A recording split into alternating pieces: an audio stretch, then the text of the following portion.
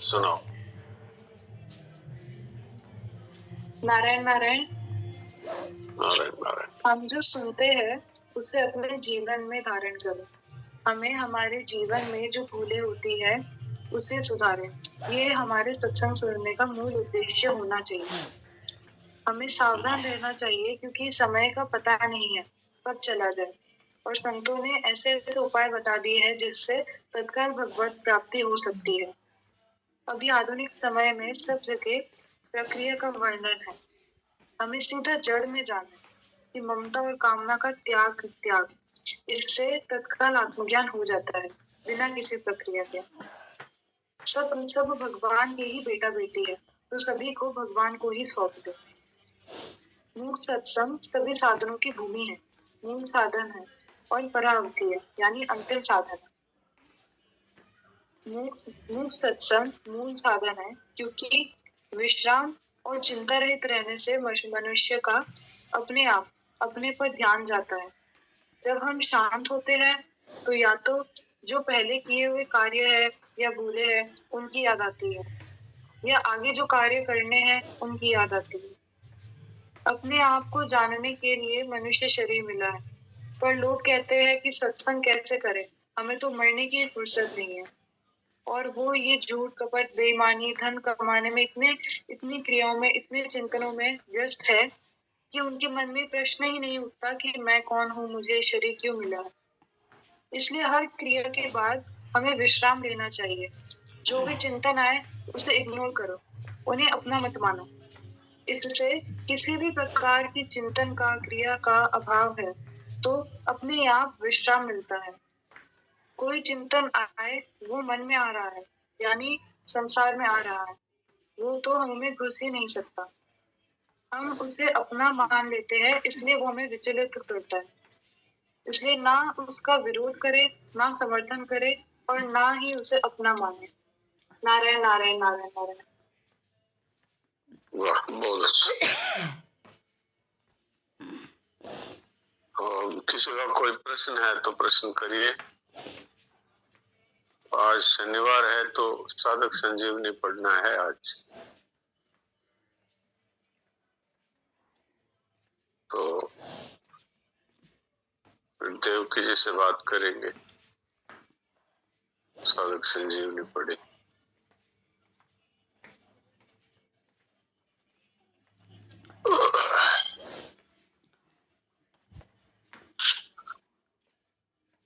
देवकी जी कल तो शायद देरी से आए तो बात नहीं हो पाई।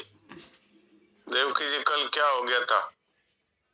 कल क्या हुआ कि मेरे को पता ही चला। अच्छा अच्छा। फिर वो 8:20 पर झपकी खुली इनका। फिर भगवान जी का फोन आया तब। बताइए आगे स्वास्थ्य कैसा है अब? स्वास्थ्य ठीक है। अच्छा, अभी दर्द कम हुए क्या? हाँ, दर्द कम है। अभी क्या ले रहे हैं? अभी तो दवाएं तो प्राय सारी बंद है, खाली एक दवाई चल रही है, आरोग्यवर्धिनी। कौन सी ले रहे हैं? कौन सी? चंद्र प्रभावती। अच्छा, चंद्र प्रभावती ले रहे हैं। ठीक है, उससे मतलब दर्द में आराम है। हाँ। आपने बहुत ही अच्छा किया, हम लोगों के लिए एक उदाहरण पेश किया कि अंग्रेजी दवाई के बिना भी ठीक हो सकते हैं। और इस विषय में तो मेरा भी यही कहना है कि ये चिकनगुनिया है ना, ये अंग्रेजी दवाई में इसकी कोई दवाई नहीं है, खाली पैरासीटामोल देते रहते हैं। अब हमारे साथ ये वो अंग्रेजी दवाई बहुत लेते हैं। हाँ। अब इतने परेशान हो गए कि अब उन्होंने ये नीम गिलोय घनबट्टी लेनी शुरू की है। और उन्होंने कहा कि मेरे बहुत आराम है। हाँ, तो आप देख लीजिए, हमारे ऋषि मुनियों की खोज है आयुर्वेद। हाँ।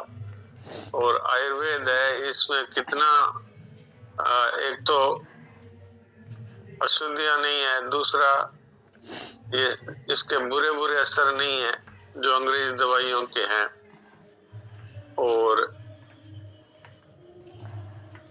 अब जिन्होंने अंग्रेजी दवाइयां ली वो भी छोड़ करके इसमें आ रहे हैं। हाँ, मेरे भी थोड़ी पेशाब में तकलीफ रहती थी, तो मुझे कईयों ने कहा इसकी सोनोग्राफी कराओ, इसका ये कराओ, इसका ऑपरेशन हो सकता है, प्रोस्टेट की दिक्कत आती है 60-70 वर्ष की उम्र में। तो मैं सबकी बात सुनी, पर फिर मैंने हमारे मित्र है नवल राम जी महाराज, उनसे फोन पे बात की।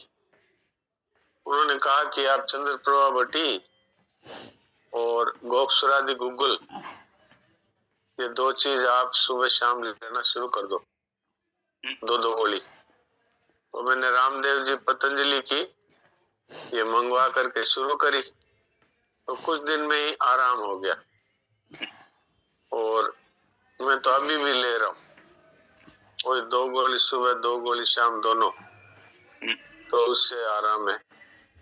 तो हमने तो मूर्खतावश अंग्रेजी पढ़ाई करी, हमें तो कोई बताने वाला भी नहीं था।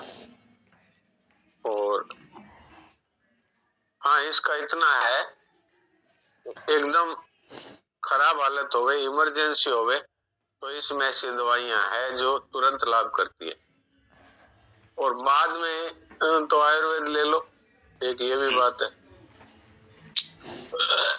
दूसरा आप जैसे अब रामदेव की एक फीवोग्रिट है।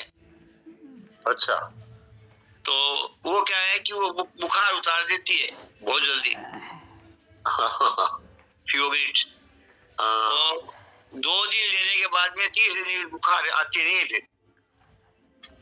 हाँ, तो ये बात अच्छी है ना कि आयुर्वेद से इलाज हो रहा है। तो मैंने फीवोग्रिट ली थी, बुखार इतना था, मैंने फीवोग्रिट ली थी। हाँ, तो मेरे वो बहुत लाभ किया उसने। हाँ, वो कितने की गोली आती है? वो गोली है, उसमें 20 गोली आती है, मैं बताऊं आपको।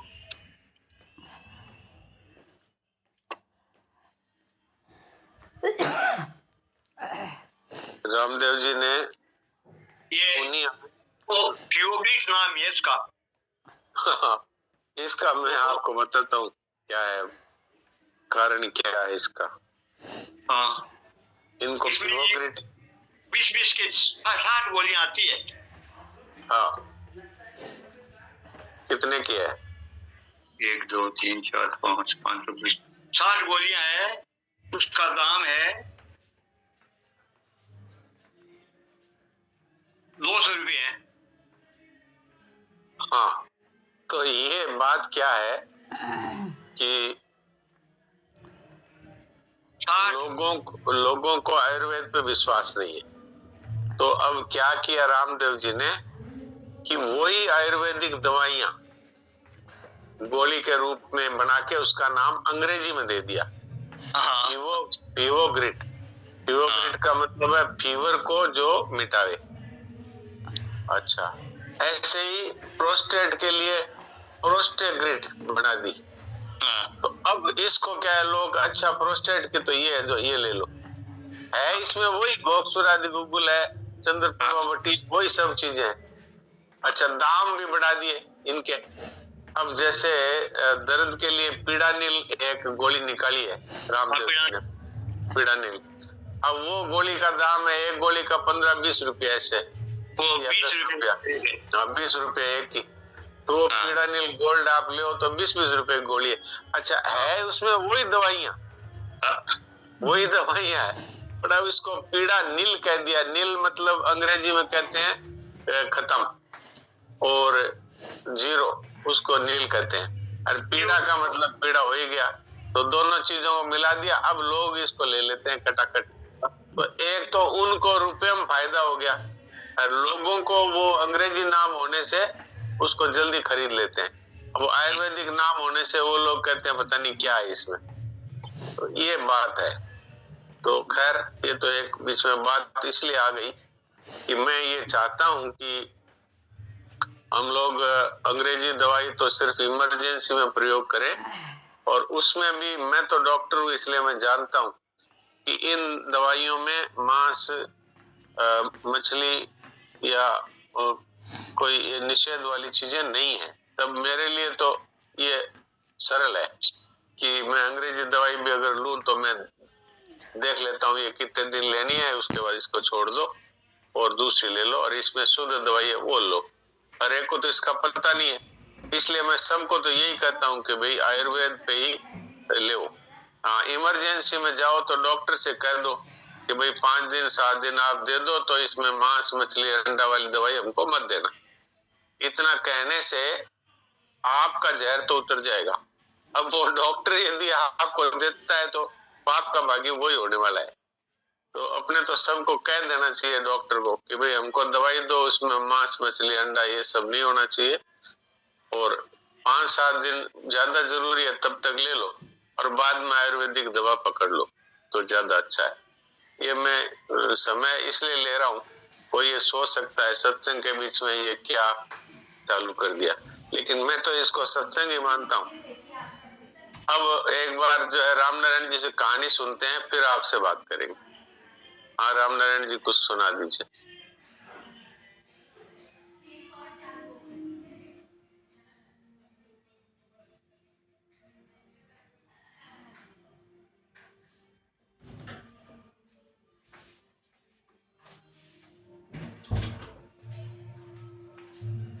हाँ सुनाइए, आपका माइक खोल लीजिए। हेडिंग है जैसा जिसका रोग वैसी उसकी दवाई। अच्छा, वह रोगियों के साथ बेहद दया का बर्ताव करता था। रोगियों की सेवा को वह भगवान की सेवा मानता था। उसका नाम दूर दूर तक फैल गया था। रोगी उसके यहाँ से अच्छे होकर लौटते थे। एक दिन डॉक्टर के पास एक गरीब आदमी आया। वह बीमार था। डॉक्टर ने उसे देखते ही समझ लिया कि इसका सबसे बड़ा रोग इसको पूरा भोजन नहीं मिलना है। इसको पूरा भोजन नहीं मिलना है। डॉक्टर ने उसे अच्छी तरह खिलाना पिलाना शुरू कर दिया। कुछ ही दिनों में वो भला चंगा हो गया और डॉक्टर से आज्ञा लेकर अपने घर चला गया। उस गरीब आदमी के गांव में एक धनवान रहता था। उसे मालूम हुआ कि डॉक्टर रोगियों की दवा बड़े प्रेम से करते हैं और खूब खिलाते पिलाते भी हैं। फिर क्या था, मैं भी डॉक्टर के पास दवाई कराने के लिए पहुंच गया। डॉक्टर ने धनिक को अच्छी तरह देखा और समझ लिया इसे कोई रोग नहीं है, इसकी सारी बीमारी उपवास कराने से भाग जाएगी। उसने श्रीमान को रख लिया और दवा शुरू कर दी।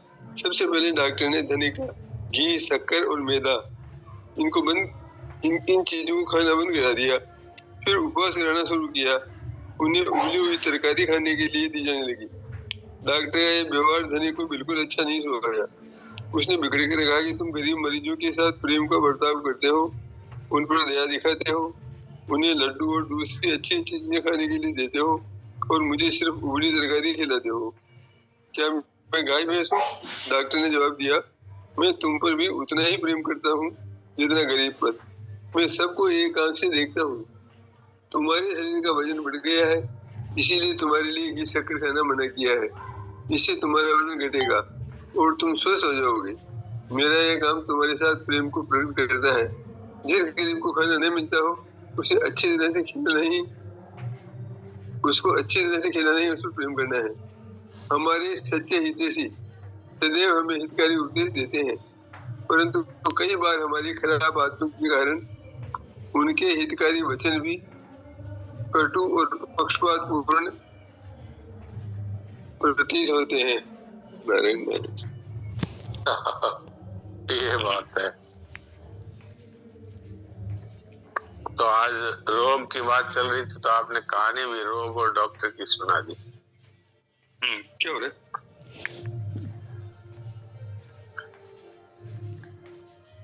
नारायण नारायण। आपको आवाज आ रही है मेरी रामनारायण जी? लगता है इनका नेटवर्क कुछ कमजोर है। नारायण।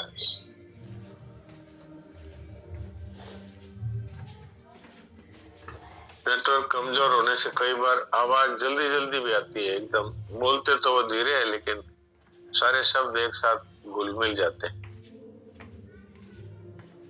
तो अब देवकी जी से बात करते हैं और साधक संजीवनी पढ़ते हैं।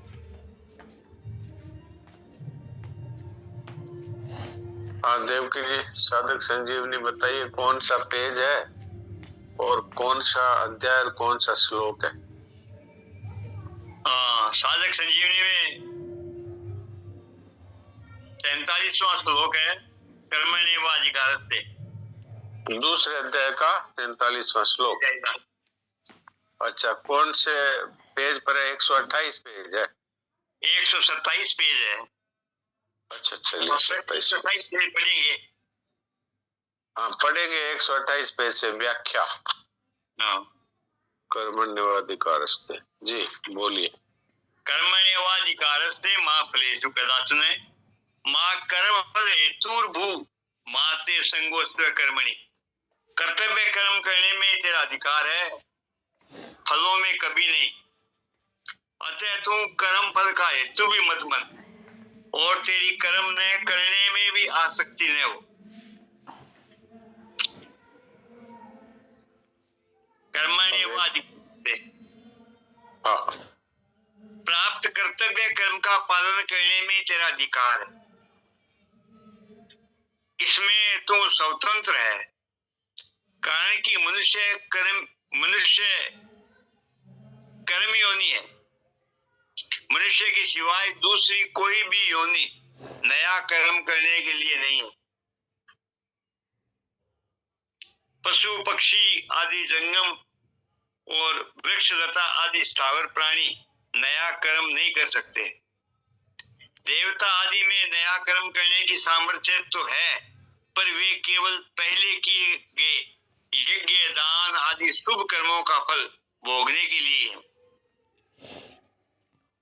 वे भगवान के विधान के अनुसार मनुष्यों के लिए कर्म करने की सामग्री दे सकते हैं, पर केवल सुख भोग में लिप्त रहने के कारण स्वयं नया कर्म नहीं कर सकते।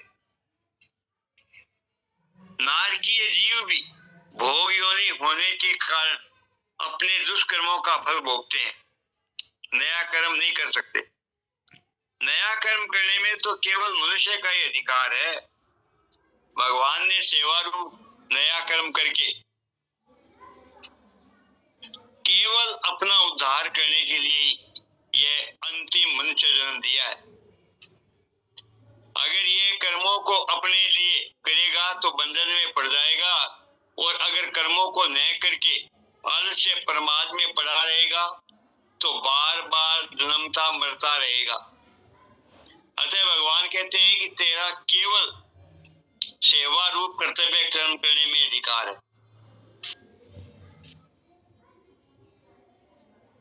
ये बात है कि हम लोग समझते हैं कि भाई दिन रात काम करो। कई लोगों ने तो ऐसा समझ लिया है कि ये मनुष्य जीवन है, काम करने के लिए मिला है, इसलिए रात और दिन काम करो।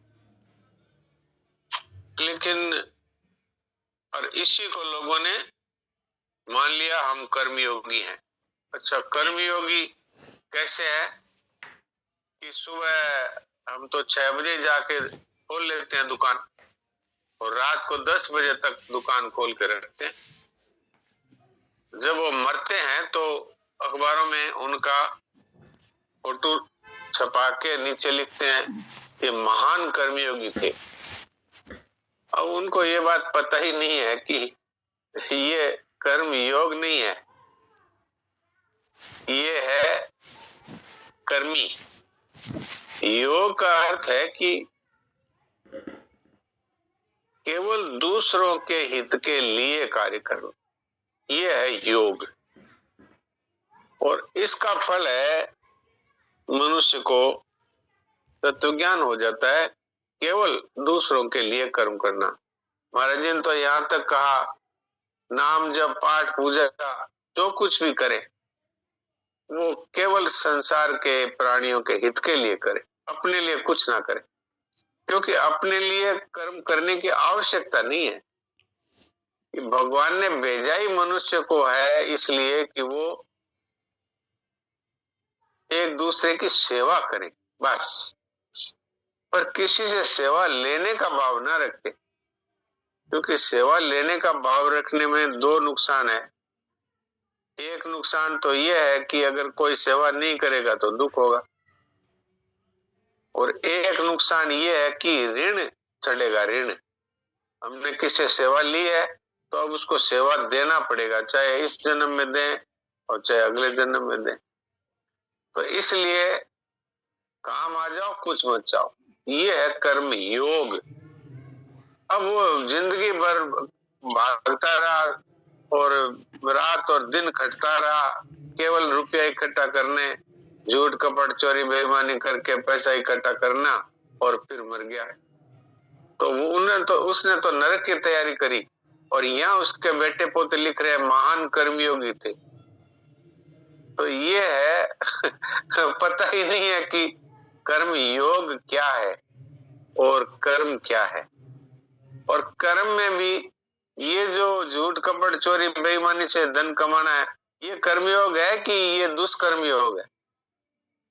पर इस बात को समझते नहीं, और फिर इतने बढ़िया मनुष्य जीवन को पा करके, जिसमें परमात्मा का प्रेम प्राप्त कर सकते थे, जिसमें सदा रहने वाला आनंद प्राप्त कर सकते थे, उसकी जगह नरकों में जाने की तैयारी करी और नीच योनियों में भटकने के लिए निकल गए।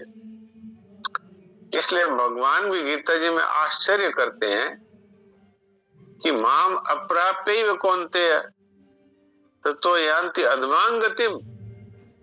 ये मनुष्य बनाया मैंने इसको, ये मुझे न प्राप्त करके और नीची योनियों में चला गया।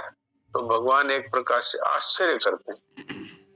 तो भैया हम लोगों को सावधान होना चाहिए कि अगर कोई बड़े बड़े साधन हमसे नहीं होते हैं तो एक सीधा साधन भगवान ने बता दिया, केवल सेवा रूप कर्तव्य कर्म करो, बस। और बदले में तो कुछ चाहना ही नहीं है। बदले में कुछ चाहता है तो वो तो कर्मयोग हुआ ही नहीं, वो तो व्यापार हुआ कि मैंने तेरा ये काम किया, तू मेरा ये काम कर। तो ये सेवा नहीं कहलाता।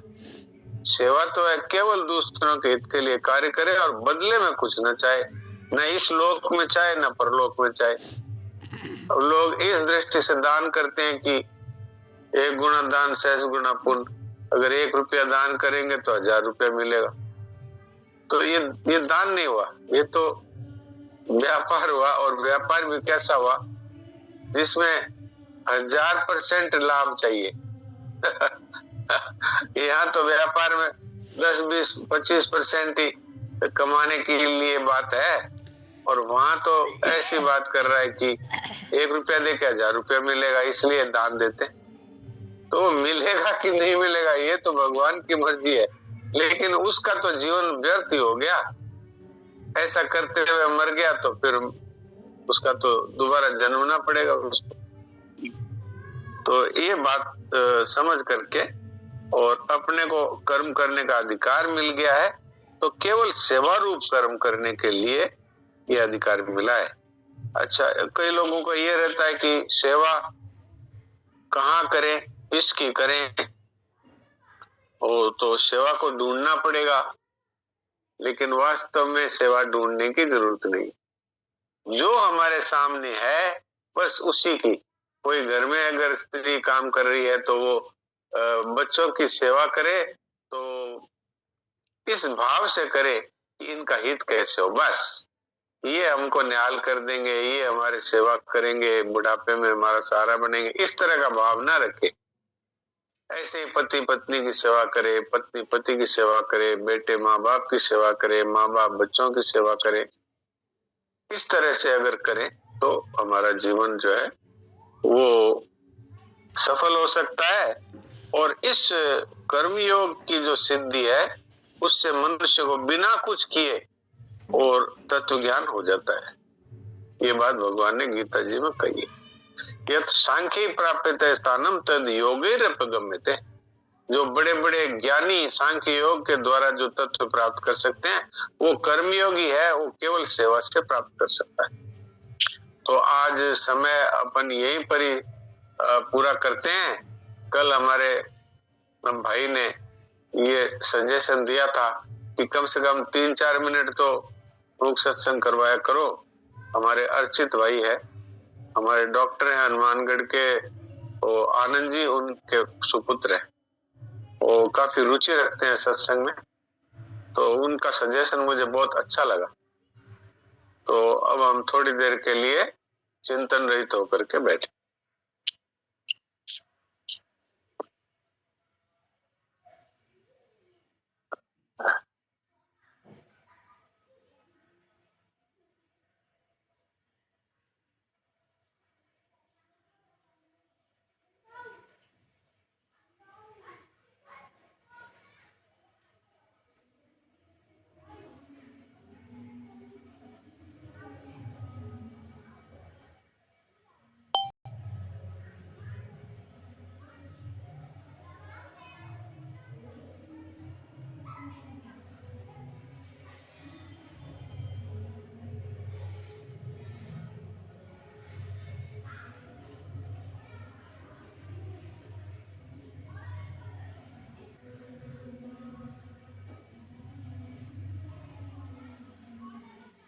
किसी प्रकार का चिंतन आए तो उसको न उसका विरोध करे, न उसका समर्थन करे, और ये माने कि ये तो मन में आ रहा है और मन है, उससे हमारा कोई संबंध नहीं। मन है, ये सूक्ष्म शरीर है और ये हार्ड में स्थूल शरीर है और ये संसार का हिस्सा है, तो संसार में कुछ भी होता रहे, इससे हमारा कोई संबंध नहीं।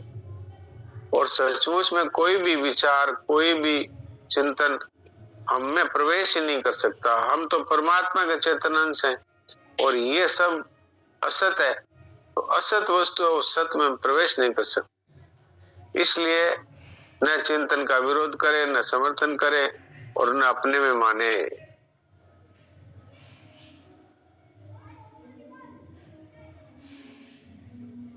तब विश्राम मिलेगा।